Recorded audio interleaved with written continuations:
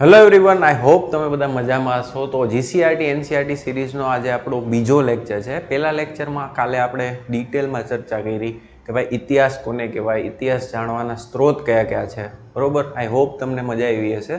આગળ પણ આપણે આ સિરીઝમાં કન્ટિન્યુ કરશું અને જેટલા લોકોએ રજિસ્ટ્રેશન કરાવ્યા છે એની આરે આપણે ફોનમાં 1 by 1 ચર્ચા કરશું. બરોબર કે ભાઈ આખા વર્ષનું આપણે ટાઈમ ટેબલ નક્કી કરશું અને હરેક સ્ટુડન્ટ જેની ટાર્ગેટ એક્ઝામ જે હોય એ પ્રમાણે આપણે આખા વર્ષનું આયોજન કરીને ટાઈમ ટેબલ બનાવશું.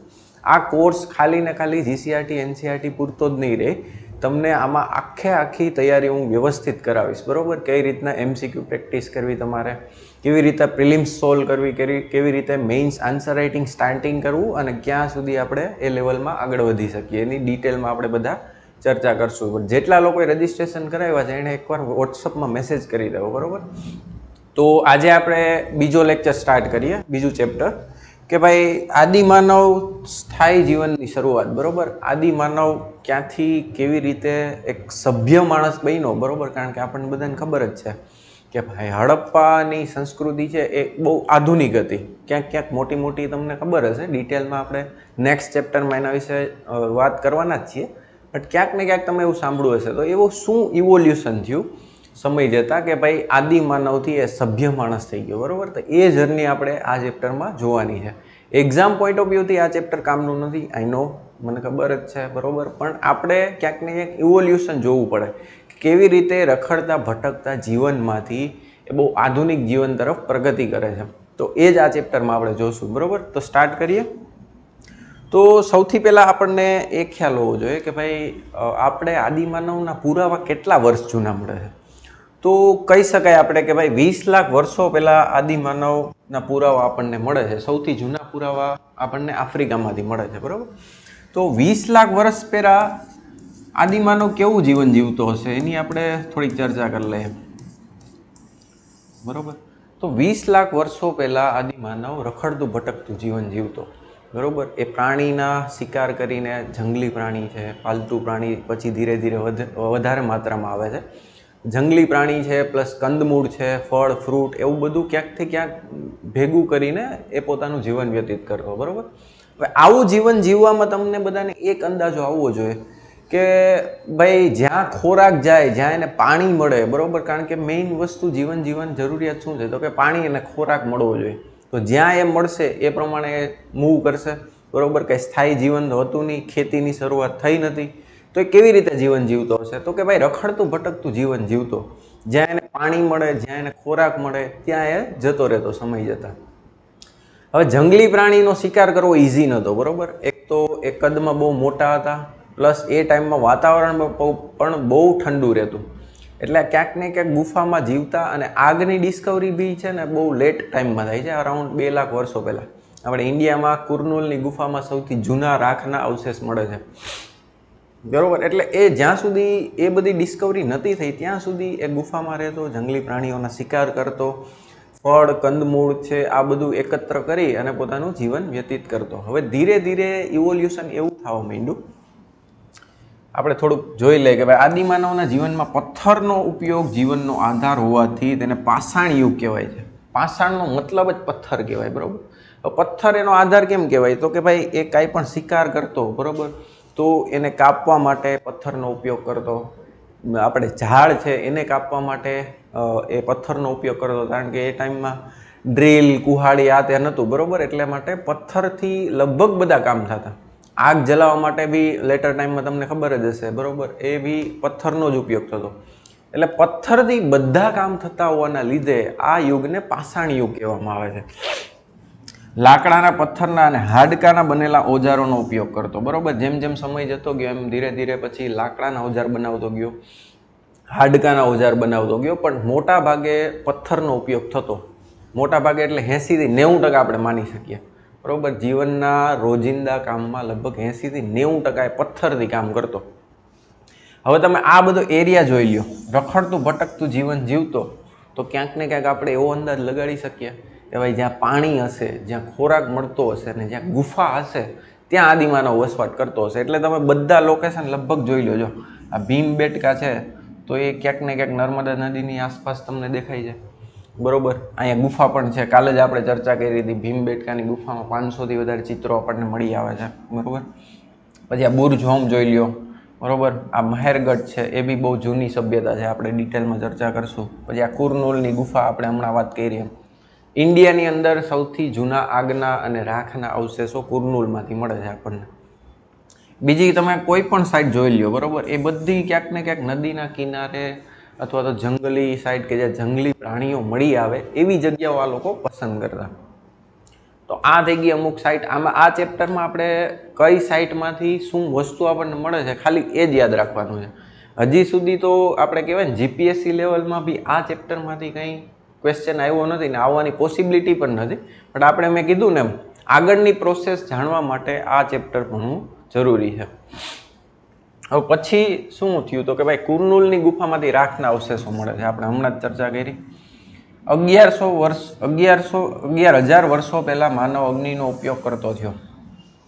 બરોબર, હવે એ કેમ ખબર પડી તો કાલે જ આપણે ચર્ચા કરી હતી કે ભાઈ એક પદ્ધતિ આવે છે કાર્બન ડેટિંગ C14. બરોબર, આ પદ્ધતિથી જે પણ અવશેષો છે એ કેટલા જૂના છે ને એ આપણને ખ્યાલ આવી જાય. બરોબર, એનો ઉપયોગ ક્યાં કરતા તો કે ભાઈ ખોરાક માટે કરે. તો કે ભાઈ જે પણ કંઈ શિકાર કર્યો હોય, બરોબર, માછલી છે, જંગલી પ્રાણી છે, એને પકવી અને ખાવા માંડ્યા. પછી તો કે ભાઈ પ્રકાશ માટે, રાતના પ્રકાશ, હરેક રાત્રિએ તો ફૂલ મૂન ના હોય, બરોબર, પૂનમ ન હોય, તો પ્રકાશ કેવી રીતે કરે તો કે ભાઈ આગથી કરવા માંડ્યા. ઠંડીથી બચવા માટે મેં હમણાં જ કીધું એમ એ સમયમાં ટેમ્પરેચર બહુ વધારે હતું. અત્યારે આપણે ધીરે ધીરે ટેમ્પરેચર વધતું જાય છે, એના ઘણા બધા કારણો છે. અને રક્ષણ માટે કેનાથી તો કે ભાઈ જંગલી પ્રાણીઓ આપણને બધાને ખબર જ છે કે ભાઈ આગથી ક્યાંક ને ક્યાંક એ લોકો દૂર રહેતા હોય છે. તો એના માટે ખાસ કરીને ઉપયોગ થવા માંડ્યો કે ભાઈ જે પણ ક્યાંય એનો વસવાટ હતો ગુફામાં ત્યાં આગ જલાવીને રાખતા એટલે જંગલી પ્રાણીઓ એ ગુફામાં પ્રવેશ ના કરી શકે. ઝાડના થડમાંથી પૈડું બનાવતા શીખ્યા. હવે પથ્થર, ત્યારબાદ અગ્નિ અને એના પછી મહત્વની ડિસ્કવરી જો કોઈ થઈ હોય તો એ પૈડું હતું. પૈડાનો ઉપયોગ શું કરતા? આજની ડેટમાં તમે જોવો છો ઓલા છોકરા રમતા હોય પૈડું ભકાવતા હોય એવું કંઈ ઉપયોગ ના થતો. બરાબર, પૈડાનો ઉપયોગ આપણે એવું માની શકીએ છીએ કે ભાઈ ધીરે ધીરે માટીના વાસણો બનાવવા માટે અથવા તો કોઈ બીજા કામ માટે એ લોકો કરતા હશે, પણ એના એકચ્યુઅલ પુરાવા હજી સુધી નથી મળ્યા. બરાબર, આપણને એટલું ખબર છે કે પૈડું બનાવેલું હતું. શું કામ એ આપણે ખાલી અંદાજો લગાડી શકીએ, એક્ઝેક્ટ નથી કહી શકતા. એનો ઉપયોગ માટીના વાસણો હમણાં આપણે કીધું એમ. વાતાવરણમાં વ્યાપક બદલાવ આવ્યો. હવે ધીરે ધીરે એવું થાય છે કે અમુક 12,000 વર્ષો પહેલાં તાપમાન વધે છે. બરાબર, જે પણ કંઈ આઈસ એજ કરીને તમે મૂવી જોયું હશે એ ટાઈપનું જ એ ટાઈમમાં વાતાવરણ થોડુંક રહેતું. બરાબર, એ ધીરે ધીરે તાપમાન ઘટે. હવે તાપમાન ઘટે એટલે શું થાય? બરાબર, ટેમ્પરેચર વધે એટલે ક્યાંક ને ક્યાંક આપણે જે ઘાસ છે, બરાબર, વનસ્પતિ છે, એમાં વૃદ્ધિ થાય. શું કામ તો કે ભાઈ પ્રકાશ સંશ્લેષણની ક્રિયા ઝડપી થઈ જાય અને જે પણ કંઈ જંગલો છે, પ્રાણી છે, પક્ષી છે, બરાબર, એ તૃણાહારી પ્રાણીઓ છે, એ બધા વધવા માંડે. તો કે ભાઈ એનો ખોરાક શું છે? વનસ્પતિ વધે તો તૃણાહારી પ્રાણીઓ પણ વધે. તો એવી રીતે હરણ છે, ઘેટા, બકરા, આવા બધા તૃણાહારી પ્રાણીઓની વસ્તીમાં વધારો થાય. હવે આદિમાનવને એક તકલીફ શું પડતી ખબર? તો કે ભાઈ જંગલી પ્રાણીઓનો શિકાર કરવો ઇઝી નહોતો. બરાબર, એ કદમાં બી બહુ મોટા હોતા અને પ્લસ એની સામે એ ખુદ તમારો શિકાર કરી લે એ બહુ મોટી બીક હતી. તો એના માટે થઈને આદિમાનવને ધીરે ધીરે ખબર પડવા માંડી કે ઓકે આને શિકાર કરવો બહુ ઇઝી છે. તો એ લોકો ધીરે ધીરે એવા બધા પ્રાણીઓનો શિકાર કરવા માટે જ્યાં જ્યાં એ પ્રાણીઓ જતા એની પાછળ પાછળ એ લોકો જવા માંડ્યા. હવે તાપમાનમાં વધારો થયો, તૃણાહારી પ્રાણીઓ વધ્યા. બરાબર, એટલે શું થાય તો કે ભાઈ ક્યાંક ને ક્યાંક એને એવો અંદાજો આવી ગયો કે ભાઈ ઓકે ઝાડવા વધે છે, ફળ ફ્રૂટ વધ્યા છે, તો હવે આપણે ક્યાંક ને ક્યાંક ભાગવાની જરૂર નથી, આપણને આ વસ્તુ અહીંથી મળી જાય છે. હવે એમાં જ એક્સિડન્ટલી એને નદીના કિનારે, બરાબર, ઘઉં અને જવ જેવા કહેવાય ને પાકો મળી જાય છે. એક્સિડન્ટલી મળે છે, ડિસ્કવરી નથી થતી. હવે પથ્થર તો હતા જ એ લોકો પાસે, તો પથ્થરથી એ લોકો ક્રશ કરી અને હવે એનો ઉપયોગ કરવા માંડ્યા. બરાબર, અને પછી એના અમુક અંશો જે છે એ ક્યાંક ભૂલથી ફેંકી દીધા હશે અને ત્યાં એ ઉગી આવ્યા ઘઉં અને જવ. તો આવી રીતે ક્યાંક કૃષિની એક શરૂઆત થઈ હતી એક્સિડન્ટલી. બરાબર. તો કૃષિની શરૂઆત થાય તો હવે કૃષિ આપણને બધાને ખબર જ છે કે ભાઈ કોઈ પણ પાકને ઉગતા અમુક સમય લાગે, 2 થી 3 મહિના જેવો સમય લાગે. તો એ 2 થી 3 મહિનાનો સમય જે છે એને ત્યાં રહેવું પડે. સપોઝ આ નદી જાય છે, બરાબર, હવે અહીંયા પાક ઉગ્યો છે, તો 2 થી 3 મહિના તમારે આની આસપાસ ક્યાંક રહેવું પડે. શું કામ? તો કે ભાઈ પાકને મોટો થતા ટાઈમ લાગે, એની લણણી કરવી પડે.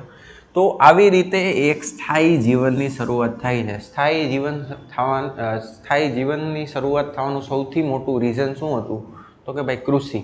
બરાબર. ક્યાંક કોઈક પૂછે તો એને આપણે આન્સર આપી શકીએ. તો આવી રીતે સ્થાયી જીવનની શરૂઆત થાય છે.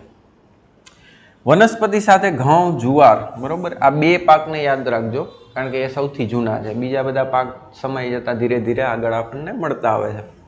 નદી કિનારે ખેતીની શરૂઆત થઈ, આપણે વાત કરી લીધી. સ્થાયી જીવનની શરૂઆત, કૂતરો પ્રથમ પાળતું પ્રાણી હતો. બરાબર. હવે તૃણાહારી પ્રાણીઓ વધ્યા, કૂતરો બી ક્યાંક ને ક્યાંક તૃણાહારી પ્રાણીમાં આવે. બરાબર. તો સ્થાયી જીવનની શરૂઆત કરે એટલે અમુક જે પ્રાણીઓ છે એ આવતા હોય એવી રીતે ફ્રેન્ડલી બની ગયા. અને કૂતરો જે છે એ સૌથી આજની ડેટમાં બી સૌથી કહેવાય ને વફાદાર માનવામાં આવે છે.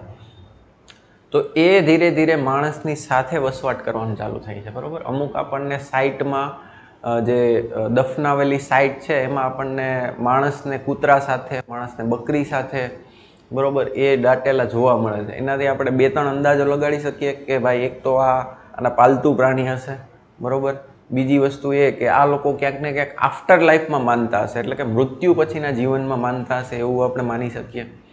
ત્રીજી વસ્તુ શું? તો કે ભાઈ આ પ્રાણીઓ જે છે એ મનુષ્યના જીવનમાં બહુ મહત્ત્વનો ભાગ ભજવતા હશે. ક્યાંક ને ક્યાંક પશુપાલન તરફ આ આપણને બધા ઇન્ડિકેશન આપે છે. એટલે પશુપાલનની બી શરૂઆત થઈ હશે એવું આપણે માની શકીએ. દૂધની શરૂઆત થઈ હતી કે નહીં એના ઉપર એક ડિબેટ છે. બરાબર. કે ભાઈ દૂધ એ લોકો એનામાંથી કાઢતા કે નહીં, તો એના ઉપર કોઈ કોન્ક્રીટ એવિડન્સ નથી. અને ક્યારથી એ લોકો પ્રોપરલી ડેરી ઉદ્યોગમાં આવ્યા એનો બી એક ચોક્કસ સમયગાળો નથી આપણી પાસે. તો કે ભાઈ આનું તો પાલતુ પ્રાણી રાખીને કરતા શું? તો એ લોકો શું કરતા? તો કે ભાઈ સમજી લો ઘેટા બકરા છે, બરાબર, તો એને મોટા કરે, એનામાંથી ઊન લે, બરાબર, અને પછી જેમ ઘરડા થઈ જાય એમ એને કાપીને ખાઈ જતા. બરાબર. માંસાહારી તો હતા જ આ લોકો. તો મોટા ભાગે એવો ઉપયોગ થતો હશે એવો આપણે અંદાજો લગાડી શકીએ.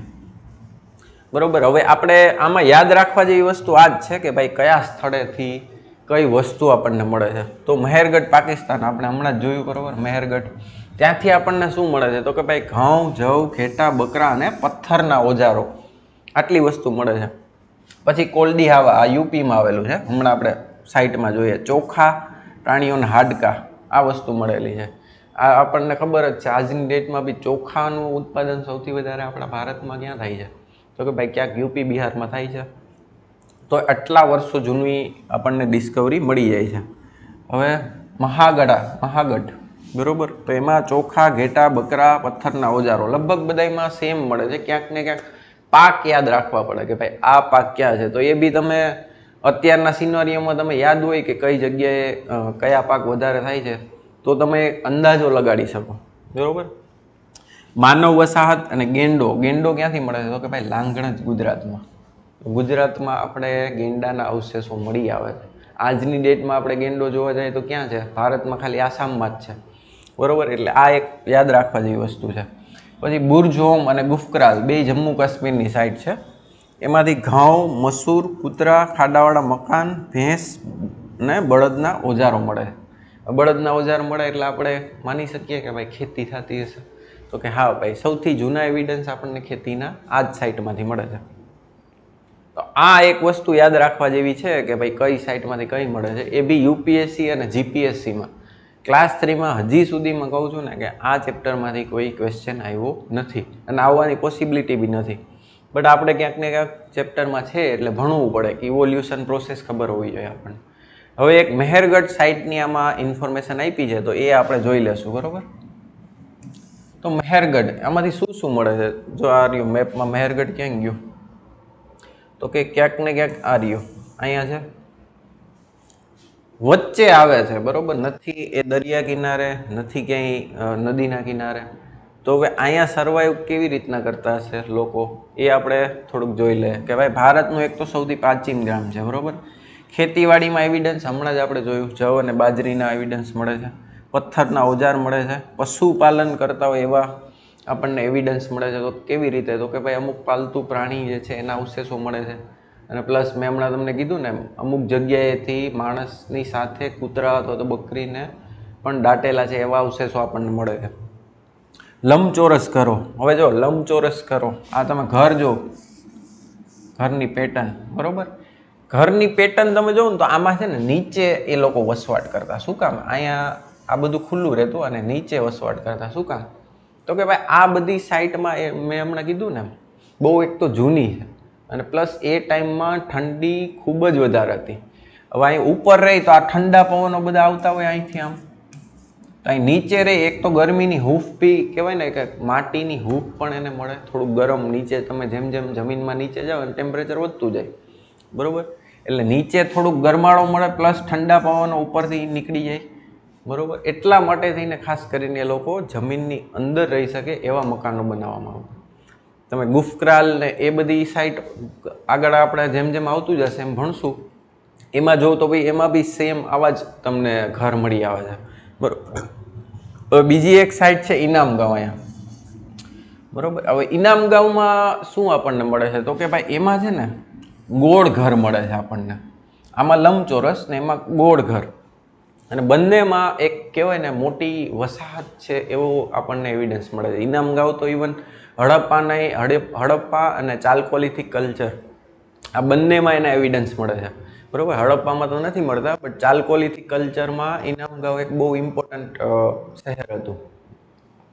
તો ક્યાં અમહેરગઢ ને ક્યાં ઇનામગાંવ આપણને અહીંથી પણ મળે છે. મધ્યપ્રદેશમાં આપણે સાઇટ જોઈ હતી કઈ હતી, બરાબર, તો ત્યાંથી બી આપણને મળે છે ભીમબેટકામાંથી. તો આટલી સાઇટો આપણે ખાસ કરીને આ ચેપ્ટરમાં જોવાની છે, બીજું વધારે આમાં કંઈ છે નહીં. તો આ હતું આપણું ચેપ્ટર બીજું, બરાબર.